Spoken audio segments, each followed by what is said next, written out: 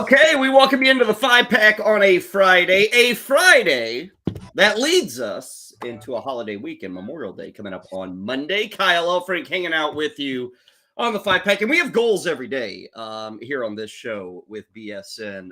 3 goals, in fact, but today we've got a 4th goal. Goal number 1 is to tell you the 5 things that matter right at this moment, things that you need to care about, things you might have missed in the previous 24 hours. Goal number 2 is to get you set for what you should care about as we lead into Friday night and beyond.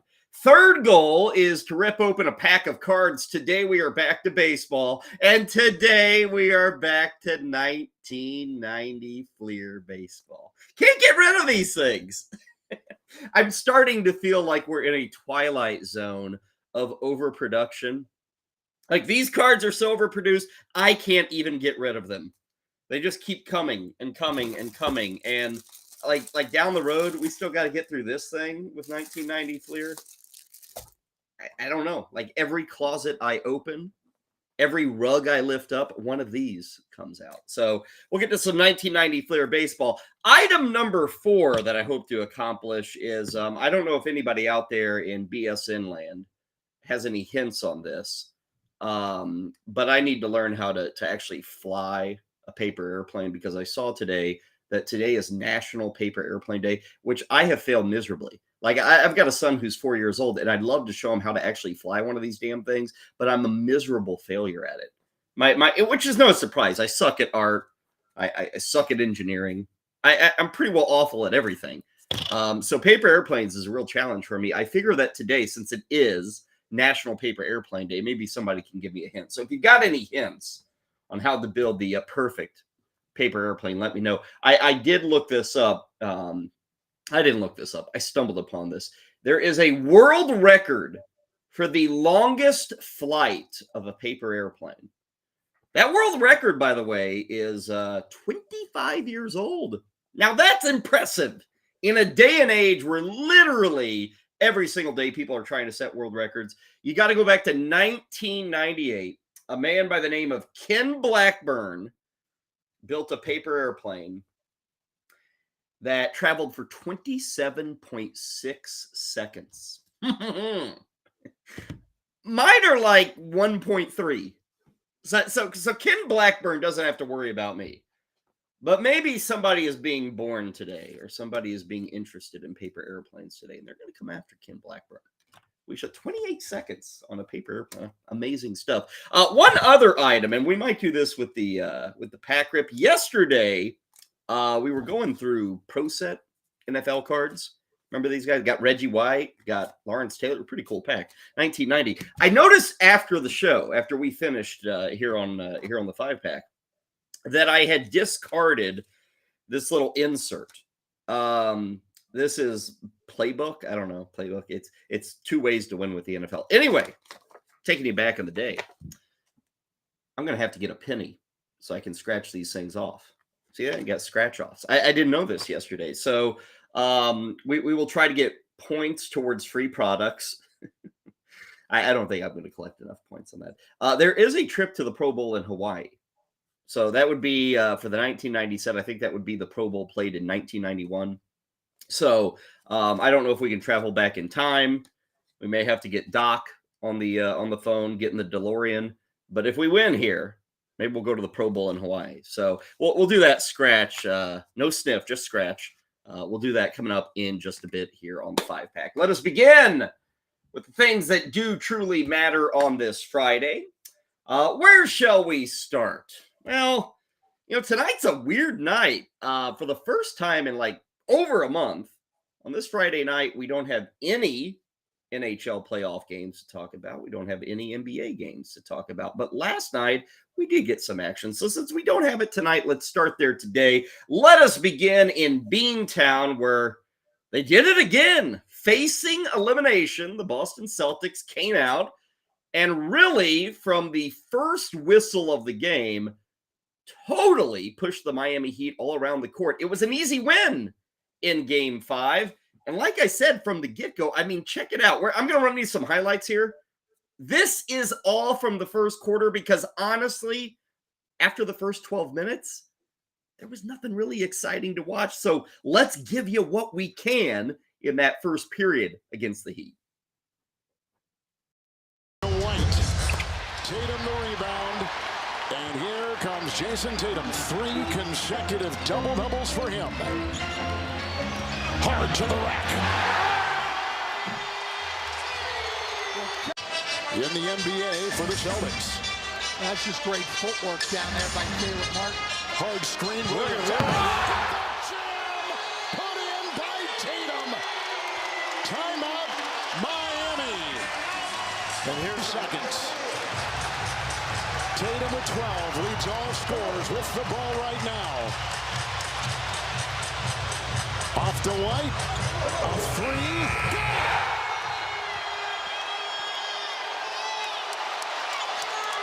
White with his 3rd triple and 11 points for the Celtics. Off in time and down the hatch. That easy for the Boston Celtics last night. TNT with the footage there. Derek White, probably your biggest hero in Game 5. You caught the 3-pointer there at the end of the first quarter. He had 6 of those in the game, 24 points for him. All 5 starters for the Boston Celtics had at least 20 points. Jason Tatum nearly had a triple-double. It was easy. You saw the lead there. It was a 15-point lead at the end of the first quarter. Eventually, the Celtics would be up 24 points on Miami. They did not trail for a single second in this game. Final score 110-97. Now, when you have a game like that in the postseason, you know, we like to think, oh, in the postseason, everybody tries and they never give up. Nah. But Miami did the correct thing and they waved the white flag. and I get it. People don't like hearing that. It's the playoffs. You know, you have a chance to advance to the NBA Finals. But this is life, man. This ain't some high school Harry school book about the great comeback that won the. No, so Miami rested everybody. Like in the fourth quarter last night, Jimmy Butler didn't play a second. Bam Adebayo didn't play a second. They obviously didn't have Gabe Vincent on the court last night. He missed the game with a sprained ankle. So, you know, Miami, you know, they saw the writing on the wall after the first quarter. Boston looked good. It is now a 3-2 series. Now, we have touched on this a couple of times this week. I'll reiterate it again. In the NBA, teams are 0-150 when they fall down 3-0. Miami was up 3-0 on Boston. It's now 3-2. Now, Game 6 is coming up tomorrow night in Miami. Check this out. Boston is favored. Boston's favored on the road. Vegas is buying the hype. Celtics are favored by 3 in this game. Now, if you look at the series odds, these are pretty close too.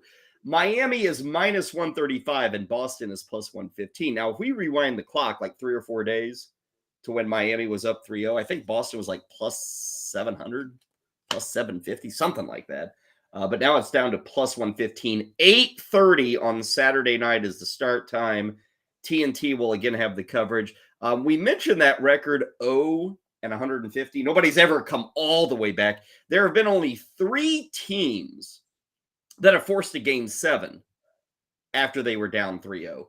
That would be the 03 Trailblazers, the 94 Knicks, or excuse me, 94 Nuggets, and the 51 Knicks. Those are the only 3 teams that have even forced a Game 7. They obviously all lost. But we'll see with Boston. Vegas is expecting a Game 7. If indeed there is a Game 7, that will be next Monday night. A good way to finish off your holiday Monday. So maybe we'll get that 7th game. Let's stay with the playoffs and move to item number 2 of what does matter. We got you set yesterday for Dallas and Las Vegas. Today, we can now tell you there will be a Game 5 because the Stars found a way to get an OT winner last night.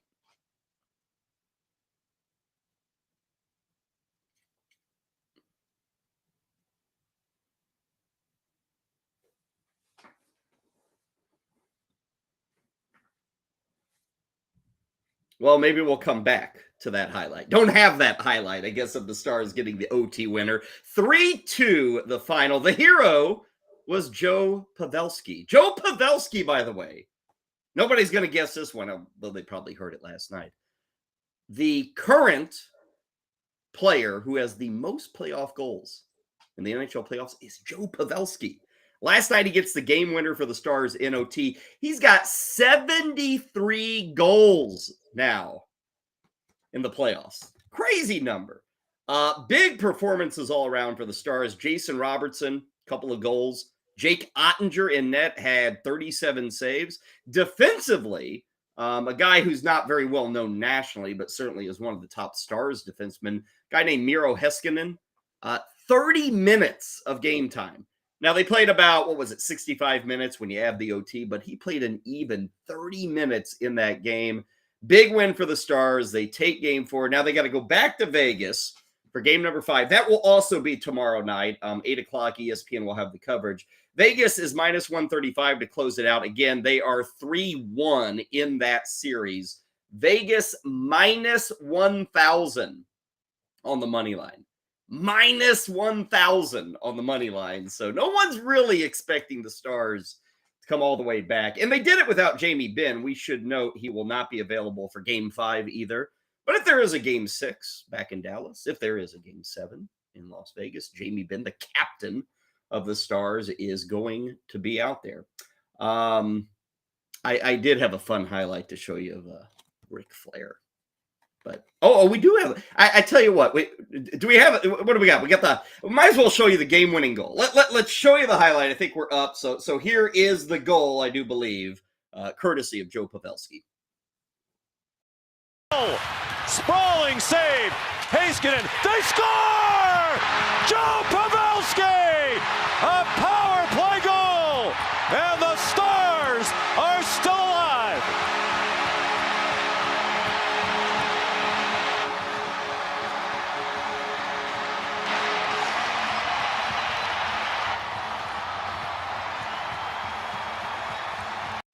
There's the moment. There's the highlight. Joe Pavelski with the game winner on ESPN. And again, tomorrow night, we'll get ready for game 5 back in Vegas, where we give you some basketball. We gave you some hockey. Might as well give you some baseball, right? Yesterday on the show, 5 things that will matter. One of the things I pointed out was the fact that if San Diego were to lose to the Washington Nationals on Thursday, all of a sudden, we would have San Diego and Washington with the same record. Who'd have thunk that on Memorial Day weekend? Well, it looked like that was going to happen. Looked like the Nationals were going to get an afternoon matinee victory against the Padres. It looked like they were going to take the series from the Padres. They would have won 2 or 3.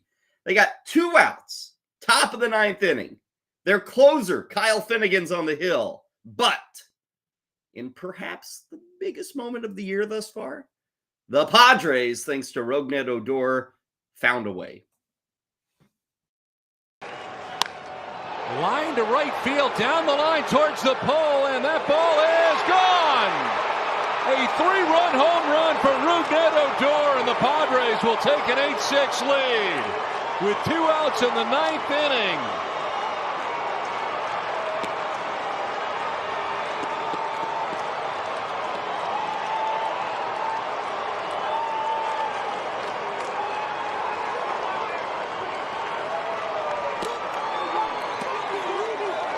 Don't you just love this game of baseball?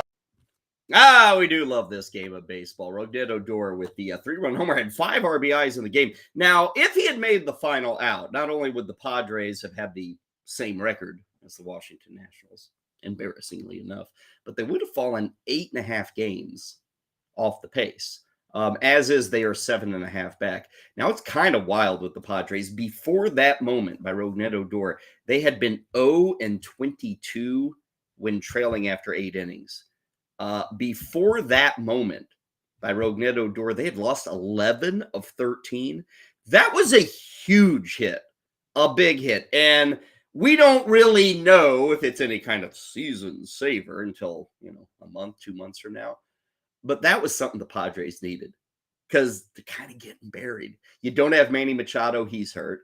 Fernando Tatis is back. He's been okay. His on-base percentage is like 300, which is pitiful. His slugging percentage is about 120 points lower than his career norm. The one guy who's actually doing really well is Juan Soto. I mean, Juan Soto for the season, and yes, he's runs and driving in 50. Soto right now has a nearly 160 OPS plus, which is a great number. Like, that's a Hall of Fame number. He's doing his job. But again, you don't have Machado.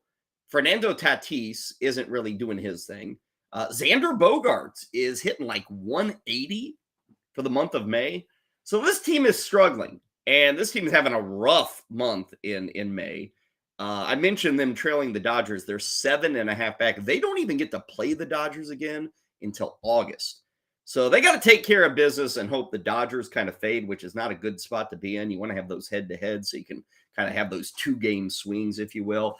Up next for the Padres, they continue their road trip on the East Coast. They travel to New York tonight, taking on the Yankees. Yankees will have Randy Vasquez on the hill. Randy Vasquez, I don't know. Got a $200 million payroll, and Randy Vasquez is your starter. He gets a start against Joe Musgrove, first of 3 there in the Bronx. I do think the Yankees-Padres game tonight is our better bet. So if you're a subscriber to our BSN newsletter, you know which way we're leaning on this game. You can always sign up by heading over to the website. Get that every morning. You get a new bet. You get all the rundowns of what we got going on with all of our shows. So do get signed up. But tonight, let's see, 7:05 Apple TV Plus. I don't get it. You don't get it. But if you want to get it tonight, you can watch the Padres and the Yankees. Let's see, they play tomorrow afternoon, 1:05. Waka against Severino, Sunday, 1:35. That's a really good pitching matchup on Sunday. Darvish going up against Garrett Cole. Let's go to item number 4 of what does indeed matter today here on the 5-pack. And all week long, we have had NFL OTAs ongoing. A lot of those OTAs, I think, take a break today, maybe get back at it tomorrow. But we're pretty well finished now with the OTAs. They're usually like a 3 or 4 day exercise.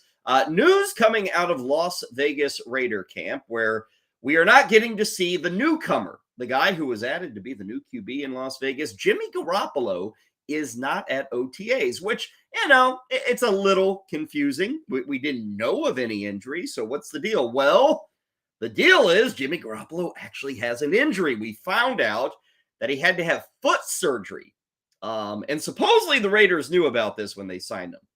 I don't know. I'll talk about that in a bit. But here's Josh McDaniel kind of addressing the fact that Garoppolo is not at OTAs with his new team. He is recovering from foot surgery, and the idea that he'll be ready for the upcoming season.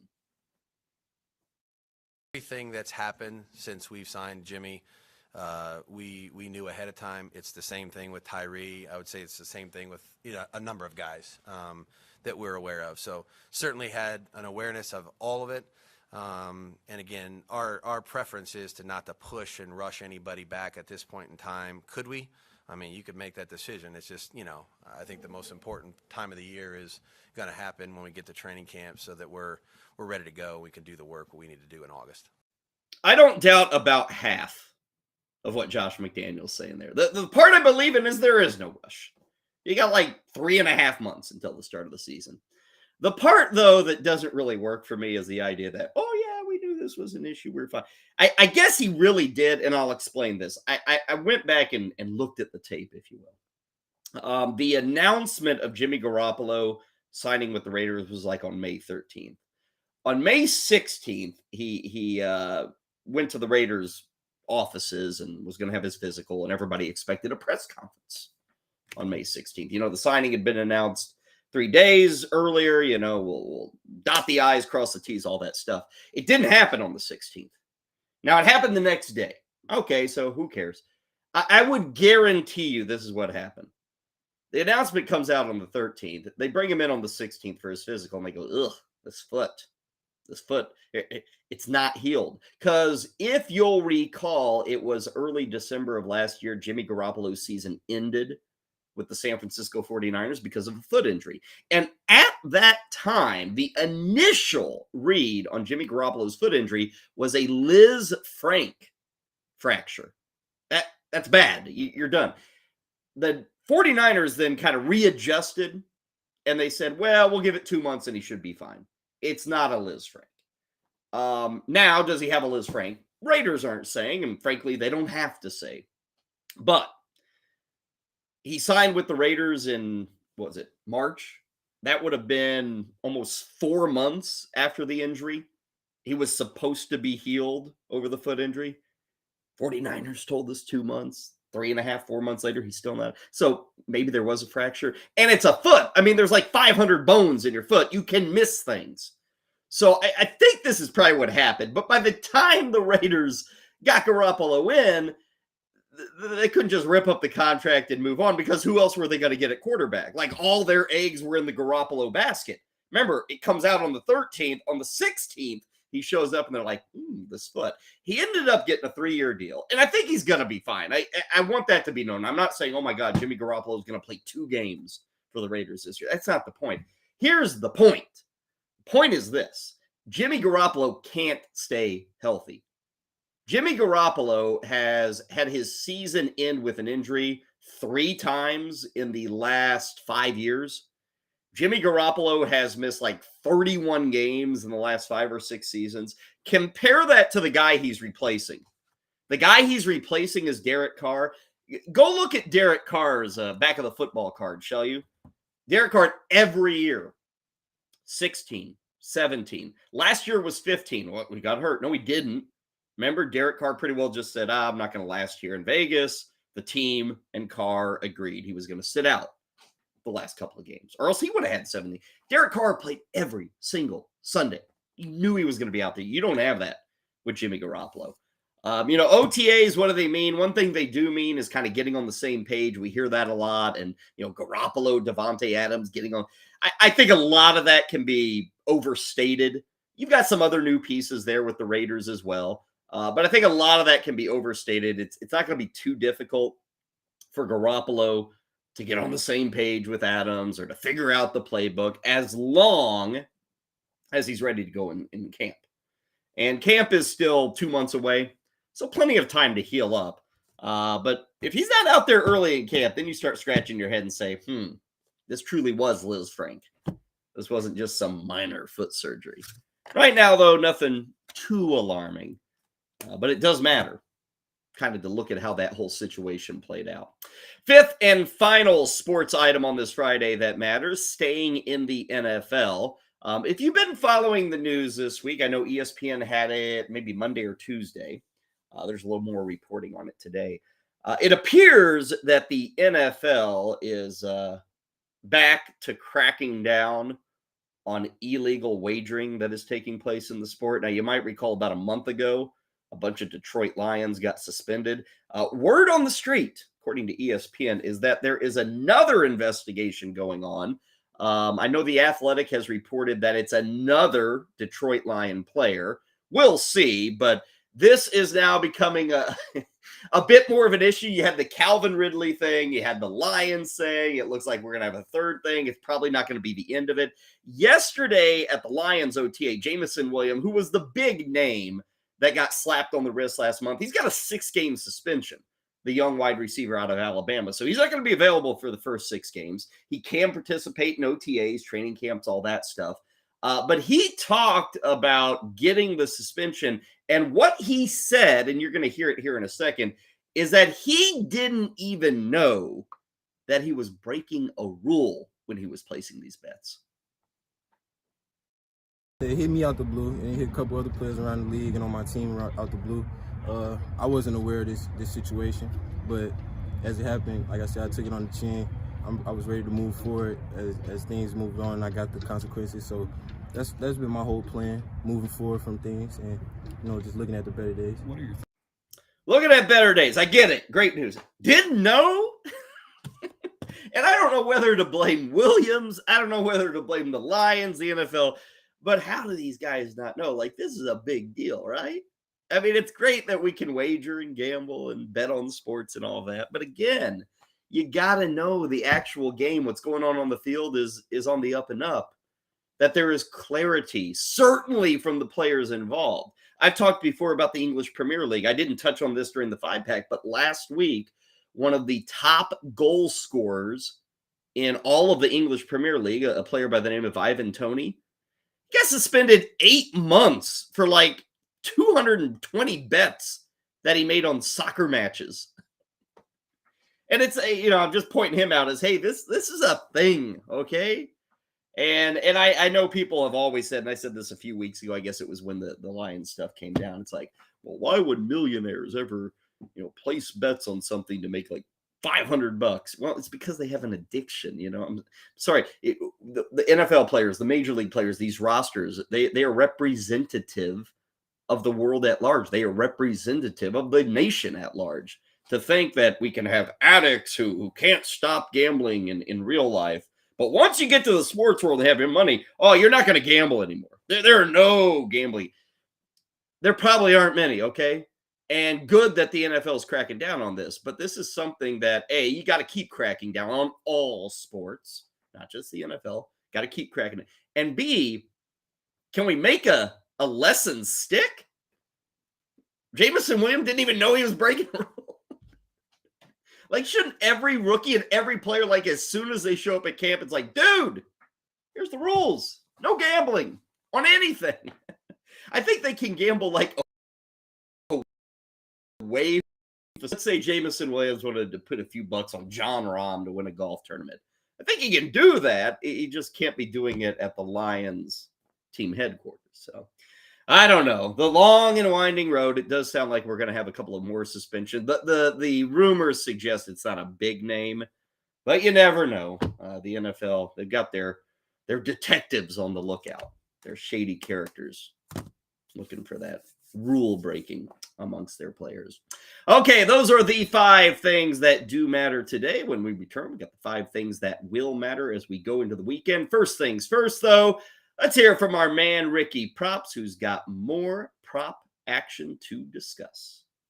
Hey, it's Rick Kamla, a.k.a. Ricky Props for Better Sports Network. Let's go to the hill with Jesus Luzardo at the Angels over 5.5 strikeouts, minus 145. Over this number in 6 of the last 9. Angels have the 12th most Ks in baseball. Max Scherzer at Colorado under 5.5 Ks, minus 150. 4 Ks per game on the road. He's at Coors, and he probably won't get to 100 pitches. 75, 83, 86 over his last 3. Grayson Rodriguez at home against the Rangers, under 5.5 strikeouts, minus 130. Under this number in 3 of 4. 5 Ks in the first meeting with the Rangers, who lead the major leagues in runs scored. And Hunter Greene at the Cubs, over 7.5 Ks, minus 105. Over this number in 3 of 5 starts on the road, 13.7 K per 9 on the road, and the Cubs have the 9th most Ks in baseball. Be sure to check out the comments below for a special offer from our friends at Fantasy Alarm.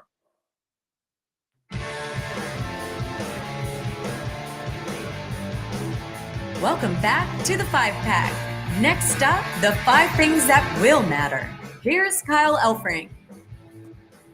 Ricky Props giving you some over-under action for the strikeouts with Hunter Greene. We've got more on Hunter Greene coming up in just a bit. Before we go any deeper into the show, I want to point you in the direction of FantasyAlarm.com. Was updating you on the Garoppolo news. He's not a part of OTAs. We also gave you the news on Jamison Williams. Do invite you to check out the daily OTA update article. I think today Coop's got it, Andrew Cooper.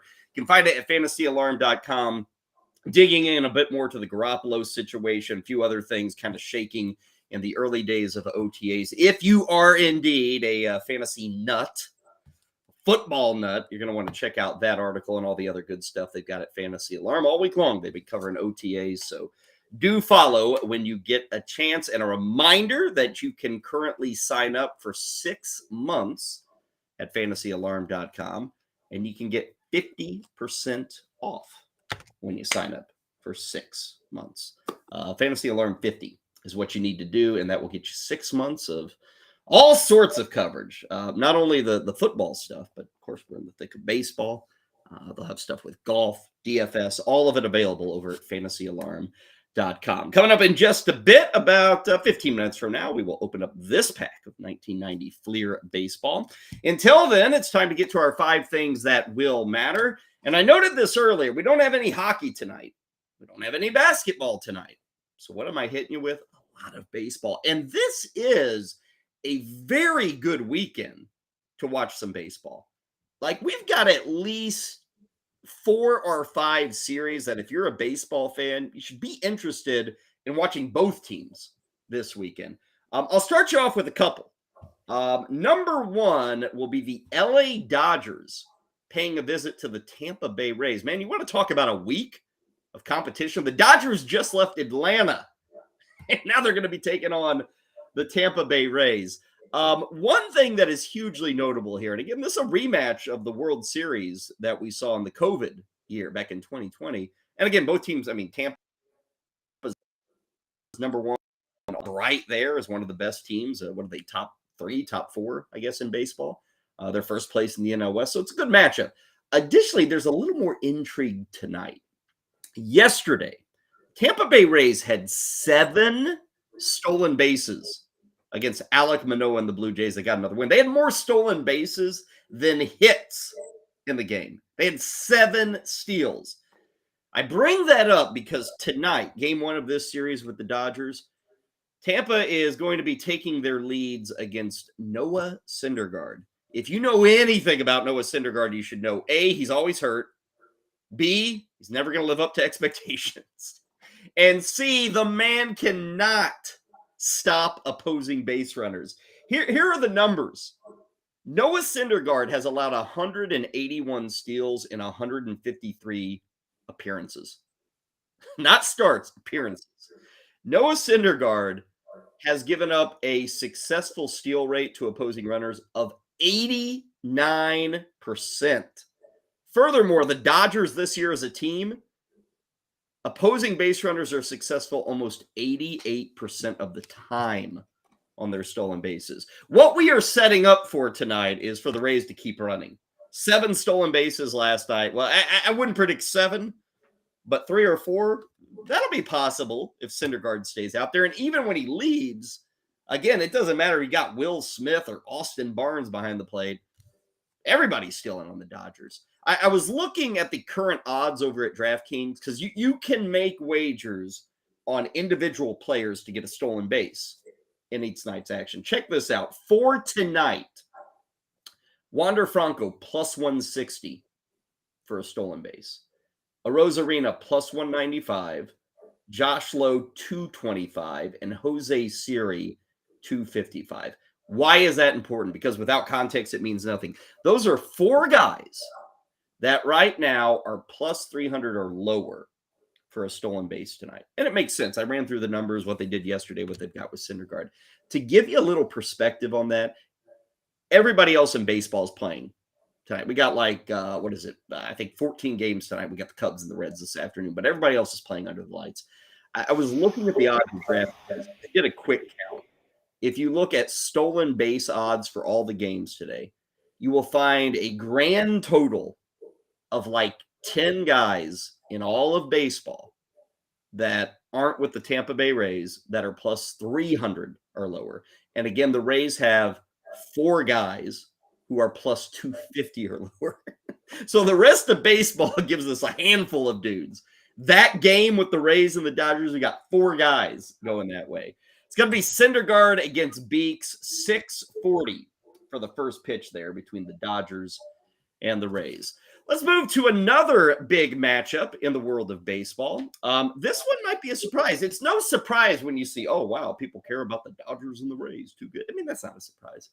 How about the fact that we have the Texas Rangers on the road at Camden Yards tonight? Texas and Baltimore, that's a thing. Texas is scoring. Texas is winning. They're 31-18 right now. Baltimore is 33-17. I was talking about the matchup of LA and Tampa, 2 of the best. These are 2 of the top 3 teams, according to record, in all of Major League Baseball, meeting tonight in Baltimore. First of 3. Now, speaking of, we've talked about Baltimore before. We have not spent much time here on the 5-pack talking about Texas. Here's what you need to know with the Rangers. They are absolutely bonkers with runners in scoring position. Like nutso. Right now, their OPS with runners in scoring position is 920. That means anytime a guy's at second base, third base, wherever he's at, like an all-star is at the dish, no matter who it is, 920. If they held on to that number, a 920 OPS with runners in scoring position, that would be the second highest OPS in the history of baseball for any team. The only team that has a higher OPS with runners in scoring position than the Rangers have this year was the 1930 New York Yankees. I mean, a guy like Marcus Semien is hitting 500 with runners in scoring position. Like the BABIP for the Rangers with runners in scoring position is 387. I throw all these numbers at you because the Rangers are playing good baseball. They're getting very fine pitching, like all of their hitters are having success. But I ran through those numbers. Runners in scoring position is a thing that really I don't want to say there's a skill set to. It's not like, hey, we were good at this last year, we're going to be good at it this year. Frankly, it's a lot of luck. So when I talk about OPS with runners in scoring position, when I talk about Marcus Semien hitting 500 with runners in scoring position, when I tell you they got a 390 BABIP with runners, these are lucky things for the Texas Rangers. The top scoring team in baseball, you're looking at it, the Rangers. Nobody has more runs this year than the Texas Rangers, 310. Color me a bit of a doubter. Now, they're strong. I was talking about their lineup. If you look at it 1 through 9, about the only difficult spots for the Rangers is they're getting nothing from Robbie Grossman in left field, and they aren't getting much at DH. I mean, they've been trying like Brad Miller. So, if you look at a team that would need to strengthen yourself, they don't need to do it so much in their starting rotation. They could certainly use some relief help. But they could also use a left fielder or a DH. So that's something to maybe pay attention to. We're only about 2 months away from the trading deadline, so teams will start to consider this stuff. Rangers will be considering this stuff. I mentioned the starting pitching. Tonight, John Gray going to be on the hill taking on Grayson Rodriguez. First pitch of that game in Baltimore is 7:05. Gray's been pretty good this year. Eovaldi has been good this year. Martin Perez has had another strong year. They're doing all this without DeGrom. We still don't have a true return date on Jake DeGrom either. I mean, it's chuckle worthy. I know it's kind of been swept under the bed, but like there's no great feel on when DeGrom's going to be back. Have we been down this road before? Yeah, I think we have. Anyway, fun series starting this weekend. Who'd have thunk it? Orioles and the Rangers, one of the best series that you can watch in baseball this weekend. 7:05 for that first pitch tonight. Let's move to our third item that will matter, and it's actually some daytime baseball. I mentioned that the Reds and the Cubs will be playing this afternoon, 2:20, and Hunter Greene is on the hill for the Cincinnati Reds. You know what's interesting about Hunter Greene is we are nearing Memorial Day, and Hunter Greene's been pretty good. He was a very exciting fantasy draft pick. People were amped for year number 2 of Hunter Greene. Hunter Greene enters today's start at Wrigley Field with a grand total of 0 wins. Got to get this guy off the schneid. 0 wins. He is 0-4 with a 4.68 ERA. His whip is 1.5. Not very good numbers. Now, he is still striking out guys like crazy. He's got 69 whiffs in 50 innings. To his credit, he's pitching pretty well. Does he deserve 3 wins, 4 wins? It's neither here nor there. He's got 0, but he's pitched like more of a 3-win pitcher. Just hasn't had the moment. He's really only had one bad start, and that was last week when he pitched on the road at Coors Field, where everybody has a bad start. Hunter Greene joined the guys on MLB Network, and he talked about kind of growing into being a major leaguer in year number 2. Yes, and joining me now is Mr. Hunter Greene himself. I'm calling you Mr. now after you signed that big contract, Hunter. First of all, congrats. Oh, man. And hello, welcome to the show. We appreciate you joining. How you doing, man? Of course, man. Thanks for having me. I'm great. Beautiful Pittsburgh. As you can see, we got a great backdrop here, man, so I'm good. Well, knowing the historian you are, did you go over to the Clemente Museum yet? You been over there? Yeah, I've been last year, man. We came here like 4 or 5 times, so I went last year. I keep looking down here. I went last year. We didn't go this. We haven't gone on this trip thus far, but yeah, we went last year and it was great, man. Good experience. My jersey's actually up there, so it's pretty cool. All right. Well, let's talk about what happened last week in Cincinnati. Not the cut we were looking for with Hunter Greene. Do apologize for that. But there you are, Harold Reynolds and Hunter Greene talking about the baseball museum. Anyway, not what we were looking for. I can tell you Hunter Greene is pitching today, going against Justin Steele. 2:20 is the first pitch. Known for his fastball. Fastball's still cooking. 99.2 is the average fastball for Hunter Greene. Last year it was 99. He is still fastball slider.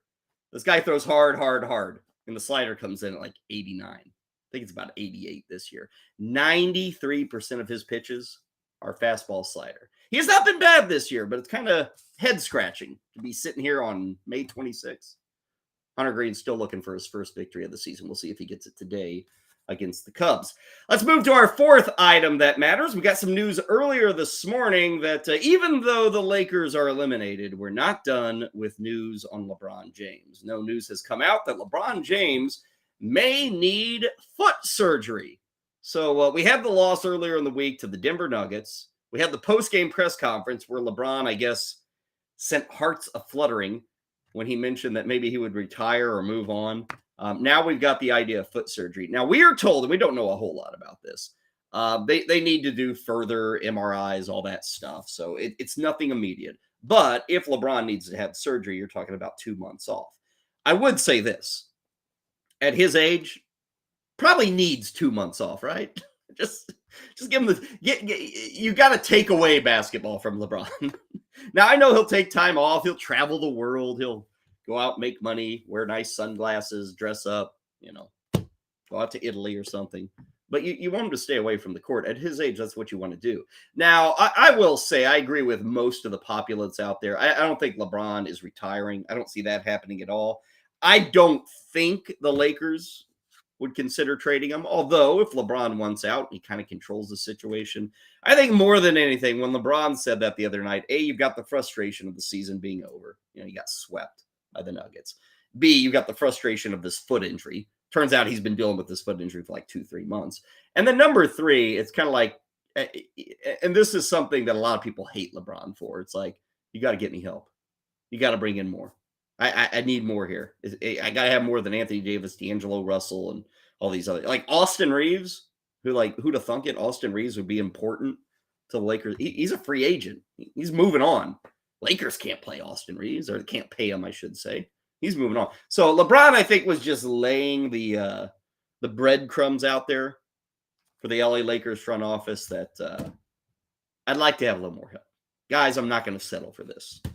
He never settles for that, I guess. Let's move to item number 5. And I got to say, we've been doing this here show, the 5-pack, for, what do you think, 2.5, 3 months? I don't even know what it is. About at least 2 months. We've yet to delve into the world of boxing. We're going to fix that right now.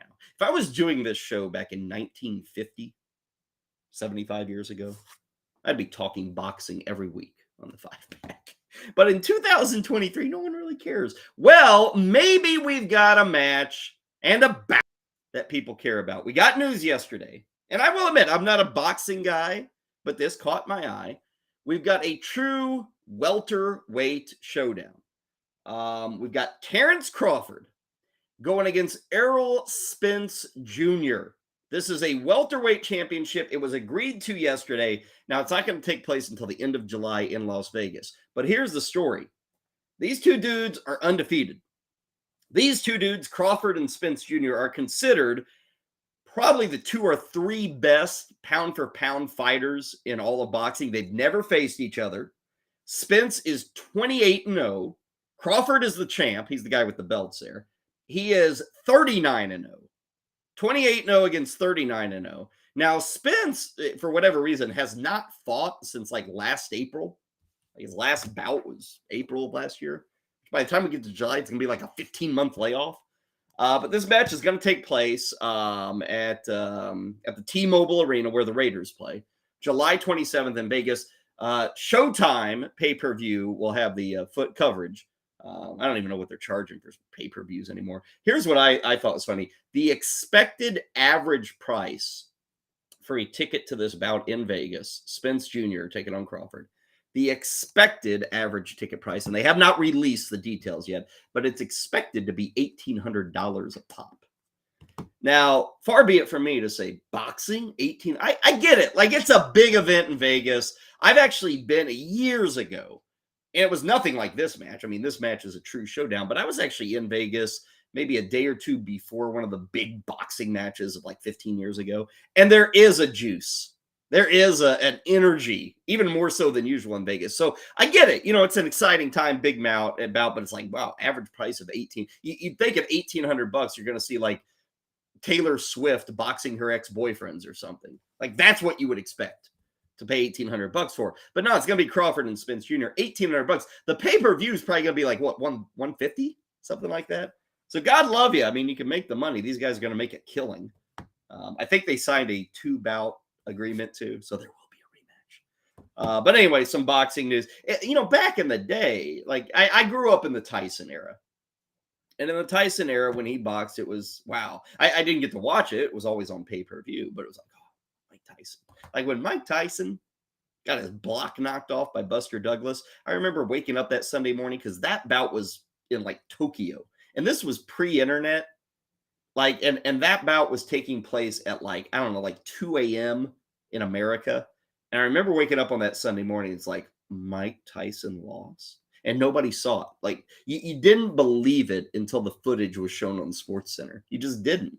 And that was kind of I would call that the waning days of boxing. I mean, right now it's all MMA, it's all UFC, all that stuff. Boxing quite often does not get much attention at all. It's good to see this bout getting some attention. I would much prefer, if I had my druthers, to go to this bout over like a huge UFC battle. July 27th. For you boxing fans out there, mark it on your calendar and get ready for the showdown. It's not often, what's the combined record here? 67.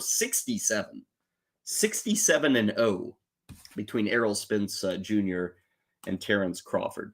Okay, that'll do it for the 5 things that will matter. That one's 2 months from now. That's what we do. We prep you for we get your sports calendar together. That's what we do. Another thing we do, pack rips. 1990 Fleer Baseball. We'll run through it next, right here on BSN. All right, NFL offseason is in full swing. That means it's time to start getting ready for the upcoming season. And why not look at some win totals? Right now on the DraftKings Sportsbook, the Green Bay Packers win total is sitting at 7.5. And maybe surprisingly to you, I'm going to play the over. The under right now is juiced to -115 because everybody thinks Aaron Rodgers out of town, Detroit Lions toasted the division, the Green Bay Packers are going to slide backwards. But if the Packer team was really that bad, the win total would be lower than 7.5. And you know what? I actually think the loss of Aaron Rodgers is going to be an addition on the field for the Green Bay Packers. I think Rodgers and his antics were hovering over the organization. Now I think they really can be a team. And I think Jordan Love, the 2020 first-round draft pick, is going to do a good job leading the Packers into the future. So don't buy into this hype of the Packers are a down team. Be like me and play the over.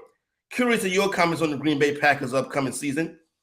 As a matter of fact, while you're down there in the comments, check out a special offer from our friends at Fantasy Alarm.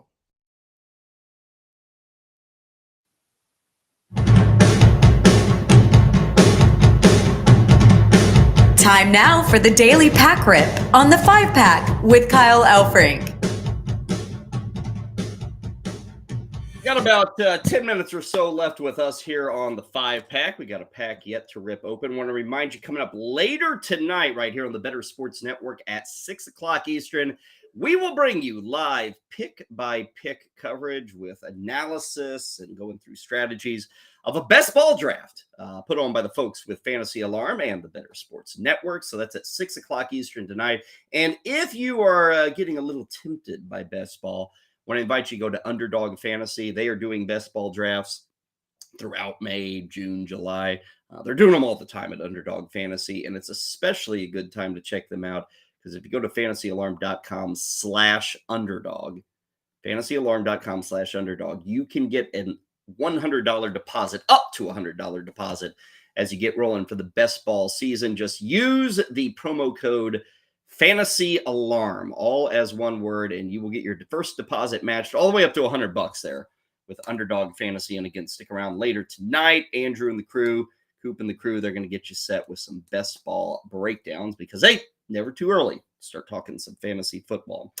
Throughout the week here on the 5-Pack, we have been opening up football packs What we had? We've had Pro Set, Top Stadium Club. I think we did Score earlier in the week. Yesterday was Pro Set, and I promised you I would scratch off. Now, don't tell my son Walter, but I stole this penny from his piggy bank because I don't have pennies. But back in the day, kids, you had to have a penny to scratch this off. So I'm going to scratch this off because I just noticed this after the show yesterday that I could maybe win a trip to the Pro Bowl. And incomplete pass. Try again. Guess I won't be going to the 1991 Pro Bowl. Damn it. Really had all my eggs in that basket. Hoping to go to that Pro Bowl. That's how it works, man. I noticed on there, if you win, like you had to mail it in. No internet. Back in 1991. No internet either for these cards. 1990 Fleer. Let's tear through our wax pack. We've been down the road of 1990 Fleer. Oh my God, have we been down the road. We start with stickers, which, hey, I still get a kick out of. Especially old ones. Like that's an old Blue Jays, old Rangers, kind of old Orioles. Boston hasn't changed too much. Let's see what our baseball quiz is here. True or false, Toronto is the most northern city in the American League. I'm going to say, because they asked the question, it's one of those things, well, of course, Canada's. No, it's going to be false. Seattle. I bet Seattle's further north. Go with that.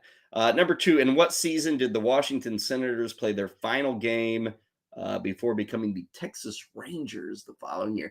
I'm going to go with the final year for the Senators. Let's say 73 is what I'll go with. What is the nickname of the famous left field wall at Fenway?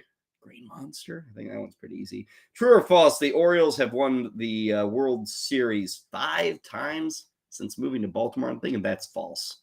Let's see how I did. Seattle, that is the most northern city. I'm right there. 1971, what did I say? 73? I was close there on the Senators. I got the Green Monster. And Baltimore is false. They've only won 3 titles, 56, 70, and 83. And even though this trivia card was produced way back in 1990, the Orioles are still stuck at 3 World Series titles. Kind of sad. They haven't won a World Series since 83. What is it now?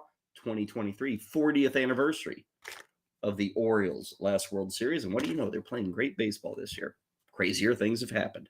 Okay, let's get into crazy cards, ugly cards, but hey, at least the first couple of names I've heard of. We start with Kevin Appier. Kevin Appier was just solid, just a good pitcher across the board. This was the very young days of Kevin Appier. In fact, this would have been close to his rookie card. He had only made 6 major league starts when this card appeared to Kevin Appier. And as noted, I would bet a lot of money that photo is taken in Omaha, Nebraska. They were the Omaha Royals, the AAA team, and you can see the scoreboard. It's a play off the Kauffman Stadium scoreboard at the time. Of course, the K still has a great scoreboard. Vastly overlooked ballpark in Kansas City. It's a beaut. Up next, the kid, Gary Carter. Got a Hall of Famer here. Gary, just a stud, man. Played a lot of years. Look at the back of that baseball card. A lot of numbers there coming down for Gary Carter. Up next is a man who, anytime you see his name, you think of one of 2 things. You either say, the Candy Man. Or if you're like me, you say, the Knuckleballer. Tom Candiotti of the Cleveland Indians. Candiotti threw a knuckleball, and he threw a lot of innings. 252, 201, 216, and 206. He ate up innings for the Cleveland Indians back in the day. Here's another guy who ate up innings back in the day, Jose Rijo. We have seen him around these parts before on the pack break. This is Fleer 90, so this is recapping the 89 season. Worth noting that Cincinnati, behind Jose Rijo, would win the World Series in 1990, and I think Rijo was the World Series MVP. This is the 10th year of Fleer baseball. You can see it there at the top, 10th anniversary. As part of it, they produced a Players of the Decade insert. And here's one. Dale Murphy, one of the Players of the Decade. Well-deserved, I would think. Let's see. The Braves had only 2 500 seasons in the 1980s. Dale Murphy played from pretty well the whole decade, 36 homers in 1982, and that started a streak of 6 consecutive years for Dale Murphy with at least 29 home runs. He was a lot like a Don Mattingly in the fact that when it was happening in the early to mid 80s, you're like, this guy's going to the Hall of Fame. And yet here we are all these many years later, still waiting on Mattingly and Murphy to maybe get in the Hall of Fame. But he was noted as a player of the decade in the 1980s. Not good enough for Cooperstown, though. Backup infielder Chris Spire with the San Francisco Giants. Guy looks like a mechanic, and his name sounds like a mechanic, Bob Stanley. Now, if you saw Bob Stanley walking down the street, would you say, oh, yeah, that's the pitcher for the Red Sox? Nah. You can get away with that kind of a fitness level. Here's one of the greats. We had the player of the decade from the 80s, Dale Murphy. This guy would have been the player of the decade or one of the players of the decade in the 90s.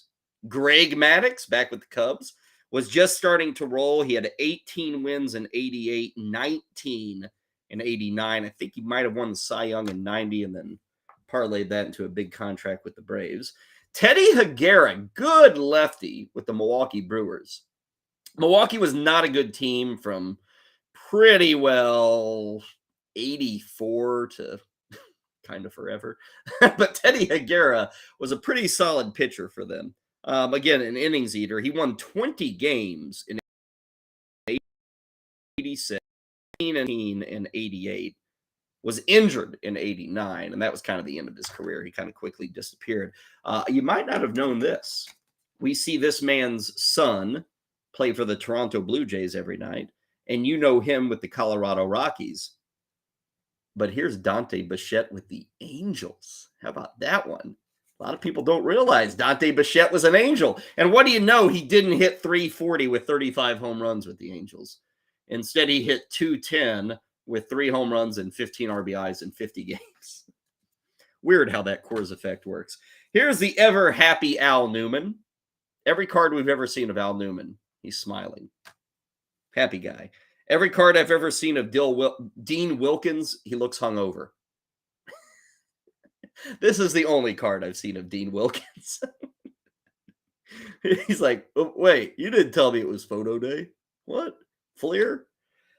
Frank Tanana. This is one of those guys as a kid you'd say, Frank Tanana. Frank Tanana.